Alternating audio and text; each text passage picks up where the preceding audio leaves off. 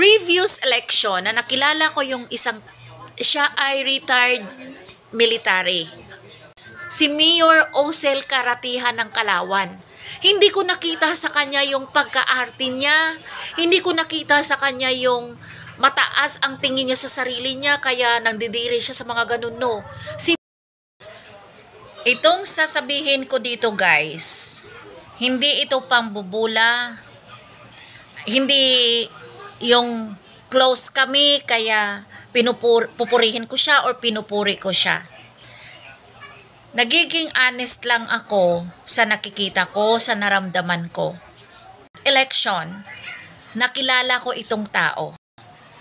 Pero bago pa man yan, sa isang digada na nakatira ako sa isang bayan na yan, ng Kalawan, sa dami kong nakikita talaga na kakulangan, na parang hinanaing lagi ng mga kapitbahay, hinanaing ng mga sa community ko na may ganito ganyan. Una-una, senior citizen problem ay yung budget, kulang, PWD budget, kulang. Tapos mayroon pang nangyayari na may pamimigay ng na school supplies pero ang iba hindi nakatanggap. Meron pang nangyayari, guys, na during calamity time, pag mayroong mga food packs, ay ang iba nakakatanggap, ang iba hindi. Sa totoo lang, marami dyan. Sinong aangal sasabihin na hindi nangyari yon at nangyari talaga yon. Oh, ito pa yung masaklap, ha. Meron na ngang sinasabing stab. May nahuli ako, guys, pero ayaw ko lang ng gulo. Yung sinasabing leader. Yung leader na yan, nakailang bisis na siya babalik-balik doon sa pagkuha ng food pack. Yung food pack na yon ay rice, and then sardinas at noodles. Samantala, yung iba pala ay wala. 'Di ba? Kaya nga maraming nagli-leader kasi nga mabilisan eh. Oh, nangyari pa yun, guys, during pandemic time. Nangyari yun, pandemic time. Na yung food pack na ibinaba doon sa school, na bago pa man makarating, nalaman ko na. Tapos hinanap ko yung 2 truck. Nasaan yung 2 truck? Wala doon sa may school na yun. Tandang-tanda ko yun, guys, kung paano nila manipula ang food pack na yun. Na yung box na yun na may pangalan na yun ng ahinsya ng gobyerno.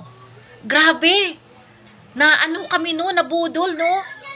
Ako, nakakatanggap ako, syempre. Kasi nga, hindi pwede. Pero may nangyari din yun na hindi talaga ako binigyan. Pero hindi ko na kailangan makipaglaban doon. Ang isang pamilya na yon na talagang kawawa sila, nakawitness pa yung mga pulis doon, na inutusan ko yung, sige, tingnan mo.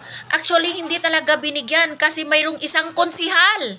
At ang teacher dyan, isang konsihal at isang teacher ng daycare, talagang hinarangan talaga si madam para hindi talaga mabigyan yung isang pamilya ng food pack. Oh, speaking about the madam, ha, baka naman ang isipin nyo yung madam na nagpapautang.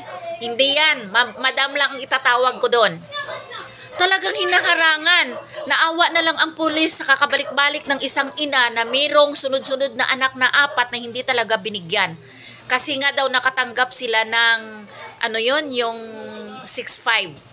O, diba? Pero ang dami-dami dong nakatanggap din ng food pack na at the same time, nakatanggap din naman sila previously ng 6.5 na yon. O, diba? May mga ganun. Mayroon pa doon na nawala yung ibang sardinas. Kung hindi yun inano sa Facebook, hindi ibinalik. Naku! Maraming mga anomalya talaga. O, nandun yung ibig sabihin, unfair treatment. Pag hindi ka malapit dun sa leader, ay sorry ka, wala ka talaga. Pero guys, alam nyo ba, itong si Mayor Karatihan, although hindi ako yung nagkipag-usap or doon, hindi naman ako mahilig na lalapit doon para binibigyan talaga kami. Nakita ko talaga yung equal, binibigay talaga ang stab. Iniisa-isa yan, may mga tauhan si Mayor na talagang nagbahay-bahay para ibigay personally ang stab na yan. Hindi pwede yung magdubli doon yung sa kabila, sa kapitbahay, dito sa isa ay wala. Mayroon man nangyayari pero hindi nasakop ni Mayor yon. So yun talagang nakikita ko na maganda din ang pamamalakad. Hindi ito ginagawa ko para ikampanya siya ha. Hindi yan. Hindi ko ugaling mangampanya na ano, pero naging totoo lang talaga ako. Sana tularan yung ganun. Pero dahil na ako ay naging osisera, nalaman ko na rin talaga. So, milyon din pala. Pero nakilala ko talaga siya personally kasi pumunta ako sa bahay niya na may kasama ako. Inilahad niya sa akin ang plano sa aming bayan. Maganda, natuwa naman ako. And honestly guys, nag-offer siya sa akin ng criminology course. Kasi by that time kasi kumukuha ako ng psycho eh. So, naano ko kasi sa kanya na gusto ko maging lawyer, pero sabi niya sa akin, kuha ka kaya muna ng criminology course, ako na ang bahala. Sa naisip ko lang no, unang-una, gustuhin ko man yan, baka hindi kakayanin ng schedule kasi single mother nga, may special pa ako. Alam niya na ang anak ko special. And din siya ay may anak din na special. Tapos, sabi ko, sa sarili ko lang, naku, baka mapolitiko ako. Mahirap na. Hindi naman ako nag-iisip sa kanya ng masama, no, na ano, pero parang pinag-iisipan ko ng mabuti. And another thing na iniisip ko, bakit ko pa sasayangin ang oras ko sa pag-aaral ng ganun na ang anak ko na babae ay closer to ano na. So, parang hindi na kaya talaga ng time, ng oras. I was just observing him. Okay? Siya ay retired military. And then, alam nyo ba, nai-impress ako. Kasi guys, ito may ano ako dito sa inyo.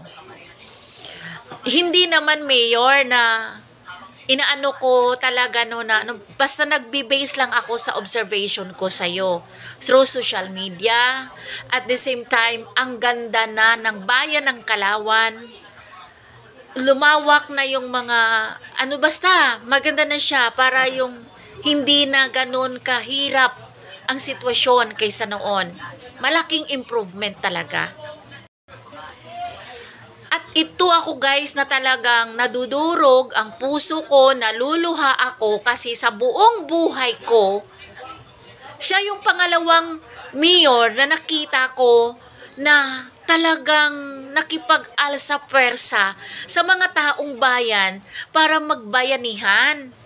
Lahat ng kung anumang klaseng calamity, nilulusong nila. Una-una nakita ko dyan si Mayor Isko Moreno. And then, this time guys, si Mayor Osel Karatihan ng Calauan. Hindi ko nakita sa kanya yung pagka-arte niya. Hindi ko nakita sa kanya yung mataas ang tingin niya sa sarili niya, kaya nandidiri siya sa mga ganun, no. Simula pa nung nangangampanya pa lang, nakita ko na yung Jeep Rock siya, nakita ko na yung Easy Gulaki siya, na parang napaka down to earth niya. And then continuously niya ginagawa yon. Parang, oh my God, ang galing nito ng taon na to. Talagang ginagawa niya ang lahat para uunlad ang bayan ng Calauan. At nakita naman natin lahat dyan kung gaano nakaganda, di ba? So, nakawala na yung mga, yung mga sambayan ng Calauan, okay, yung mga kababayan, nakawala na dun sa mga problema nila. Although nandun pa rin ang mga bagay na parang may mga tao talaga na kinukulang sa income. Pero kahit papano, nagpo-provide siya eh. Kaya nakikita ngayon yung pagpapalinis niya sa paligid. I am so proud kasi nga nagagawa niya yung bagay na yan. Yung hindi niya tinitingnan na, ay ganito ako ngayon, kaya hindi ako makiano sa kanila. May mga tauhan ako, yan ang dapat ko lang patatrabahuin. Tinatrabaho niya kahit gabi. Kasi ang gusto niya, makatulong siya talaga. Yung, alam mo yung dedication niya para sa advocacy niya na makatulong siya sa kanyang community. At nakikita natin yan. So I'm very proud sa kay Mayor Osel Karatihan kasi talagang yan ang hanap naming mga Filipino, yung talagang pangmasa.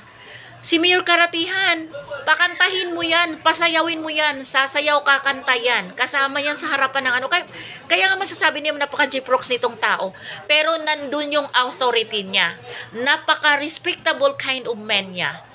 Sana no, may gano'n no, na yung kaya nilang gawin, hindi yung nagpapagbungga ng magagandang sasakyan. Akala mo kung sinong mga nakatingala ang mga peste na yan. Pero pala ay wala namang ginawa talaga, kundi wala nang ginawa sila kundi mag-utos na mag-utos, puro panakaw. Yun yung problema dito. So sana tularan yung ganong klaseng mayor, no? Naku po, I really look forward na magiging ano pa talaga si Mayor Jan.